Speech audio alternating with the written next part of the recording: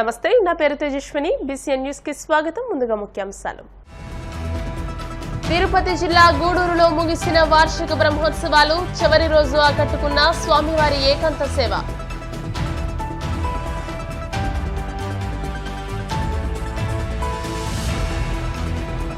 సార్వత్రిక ఎన్నికల ఓట్ల లెక్కింపు సజావుగా సాగేలా సహకరించండి. నాయకులను కోరిన కాకినాడ కలెక్టర్ నివాస్.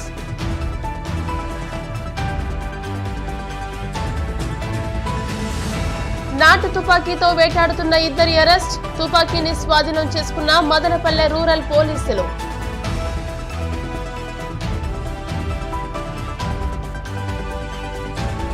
కౌంటింగ్ వద్ద అల్లర్లు జరగకుండా ముందస్తు భద్రతా చర్యలు. సరైన పత్రాలు లేని వాహనాలను అదుపులోకి తీసుకున్నామన్న పెద్దాపురం డీఎస్పీ. తిరుపతి జిల్లా గూడూరు పట్టణంలో కరణాల వీధిలో కొలువైన శ్రీదేవి భూదేవి సమేత చెన్నకేశవ స్వామి దేవస్థానంలో స్వామివారి ఏకాంత సేవ నిర్వహించారు. ఈ నెల 18 నుండి 28వ తేదీ వరకు స్వామివారి వార్షిక బ్రహ్మోత్సవాలను దేవస్థానంలో వైభవంగా నిర్వహించినట్టు తెలిపారు. ఉత్సవాల ముగింపును పురస్కరించుకుని ధ్వజావరోహణం అనంతరం స్వామివారి ఏకాంత సేవ నిర్వహించడం ఆనవాయితీగా వస్తోందన్నారు. వేద పండితుల ఆధ్వర్యంలో వివిధ రకాల పుష్పాలతో స్వామివారికి ప్రత్యేక పూజలు, ఏకాంత సేవ కార్యక్రమాలు సాంప్రదాయబద్ధంగా నిర్వహించారు. భక్తులు స్వామివారి ఏకాంత సేవా కార్యక్రమంలో పాల్గొని స్వామిని దర్శించుకుని తీర్థ ప్రసాదాలు స్వీకరించారు.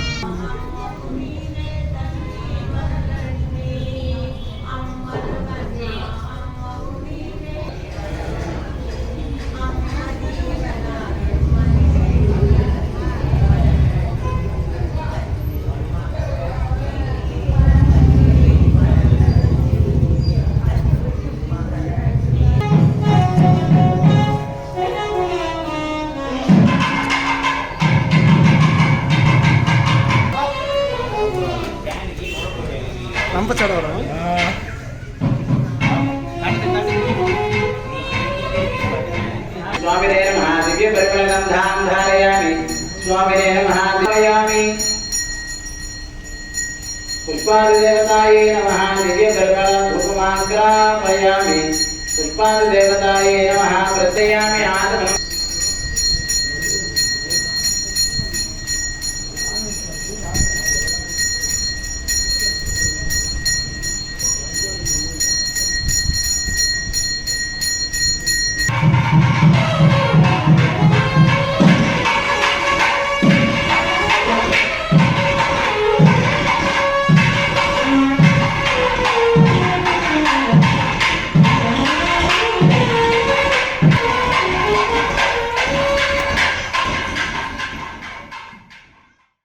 సుదీర్ఘకాలంగా పనిచేస్తున్న తమను కాదని పలుకుబడి బంధువర్గం డబ్బుకు ఉపాధ్యాయ పోస్టులను నమ్ముకోవడాన్ని తీవ్రంగా ఖండిస్తున్నామని మైదుకూరు ఆర్సీఎం ఎయిడెడ్ స్కూల్ ఉపాధ్యాయులు తెలియజేశారు.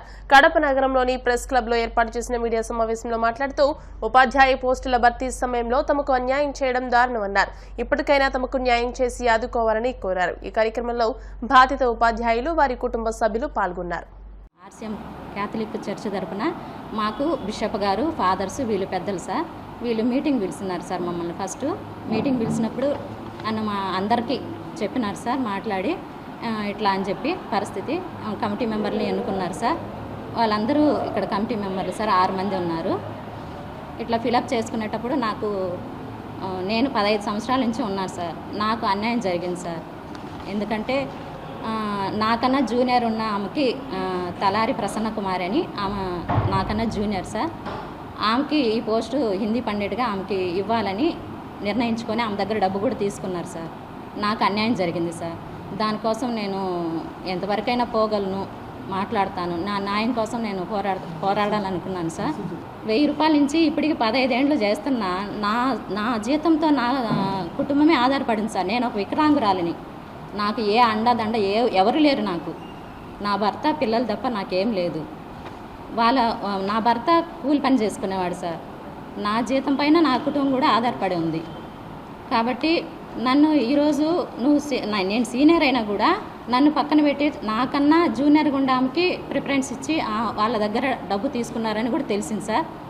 నాకు అన్యాయం జరుగుతుంది సార్. ఇట్లా సీనియర్ ప్రకారం అన్ని పోస్టులు ఫిలప్ చేసుకుంటున్నారు సార్.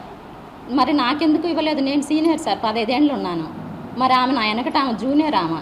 ఆమెకి ఎందుకు ప్రిఫరెన్స్ ఇస్తున్నారో నాకు తెలియదు సార్. నాకైతే బలగము ఏది లేదు. వాళ్ళకి ఫాదర్లు ఉన్నారు, ప్లస్ వాళ్ళకి డబ్బు ఉంది. నాకు ఏది లేదు సార్. 10 లక్షలు ఇచ్చినారంట సార్ వాళ్ళు. నన్నైతే ఏది అడగలేదు సార్, నాకు ఏది చెప్పలేదు సార్. నేను పోతేగినా ఇప్పటికీ అర్జీలు పెట్టుకున్నా సార్. 2-3 సార్లు పెట్టుకున్నాను, మాట్లాడినాను. మా ఉద్యోగం నాకు కావాలి సార్. నేను సీనియర్ సార్, సీనియర్ నేనే సార్. నా వెనకట ఆమెకి ఇస్తామంటే ఎంత మాత్రం న్యాయం సార్ ఇది?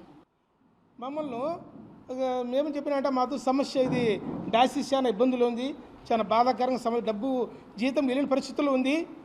కాబట్టి మేము మిమ్మల్ని తొలగిస్తున్నాం కొంతమందిని అని మాకు చెప్తే బలవంతంగా తీసి ఒప్పుకోలే. అప్పుడు ప్రొపరేటర్ బాలస్వామి రెడ్డి ఉన్నారు. ఎందుకయ్యా బలవంతంగా కావాలని ఆ విధంగా ప్రెజర్ చేస్తావు నువ్వు, ఎందుకు చేస్తున్నావు అని ఆయన కూడా అరిచినాడు. అరిస్తే మాకు నచ్చచెప్పి బలవంతంతో నాతో సైన్ పెట్టుకుని క్యాన్సర్ ఫాదర్ పెట్టి తొలగించి వెంటనే మేము మళ్ళీ 1-2 నెలలకల్లా నా ప్లేస్లో అప్పుడు అక్కడ 2 రెగ్యులర్ టీచర్లు, 1 పోస్టు, 3కి సరిపోదు పోస్టులు. అప్పుడు నన్ను తొలగించి 2 అనేడు వాళ్ళని వేసినాడు అక్కడ. అప్పుడు ఏం జరిగిందంటే అప్పుడు డబ్బులు పేమెంట్ చేసి ఇస్తున్నారు, చాలామంది పంపిస్తున్నారు. మేము ఒప్పుకోలే. 3 ఏళ్ళు చేసినోడికి 50,000 ఇచ్చినారు, 16-17 సంవత్సరాలకు 50,000 ఇచ్చినారు. మేము ఒప్పుకోలే. అందుకని మేము కోర్టుకు పోయింటే అప్పుడు గెలవల ప్రసాద్ తండ్రి గారు ఉండి మా కోర్టు ఖర్చులకు గాను ఆయన 1,00,000 రూపాయలు మాకు ఇచ్చినాడు అదనంగా. అమ్ముకొని డబ్బు తీసుకపోతే ఏమన్నాడు ఆయన చివరికి, నీకు ఎవరు చెప్పినా డబ్బు నేను ఇస్తాను చెప్పినా, నీకు పోస్ట్ ఇస్తాను చెప్పినాడా, నీకు అది నన్ను డామినేషన్ చేసి నన్ను బెదిరించినాడు. చాలా బెదిరించినప్పుడు నేను కూడా ఆ డబ్బులు కూడా నాకు అనవసరంగా నా చేతుల కింద పోయింది సార్. అది 7 లక్షల పిల్లలకు పెళ్ళిళ్ళు చేసిన ఆ డబ్బులు ఉండదు కదా. కాబట్టి ఆ డబ్బులు లేదు ఇప్పుడు నాకు. నేను బాడీ ఇంట్లో ఉన్నా, నేను ఆయన చేసిన పనికి పోస్ట్ ఇమ్మంటే నేను ఏమైనా చేసుకోమంటున్నాడు.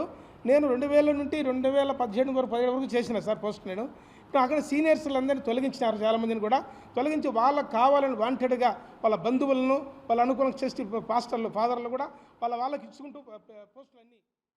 సార్వత్రిక ఎన్నికల ఓట్ల లెక్కింపు సజావుగా సాగేలా రాజకీయ పార్టీలు అభ్యర్థులు సహకరించాలని కాకినాడ కలెక్టర్ జె నివాస్ కోరారు.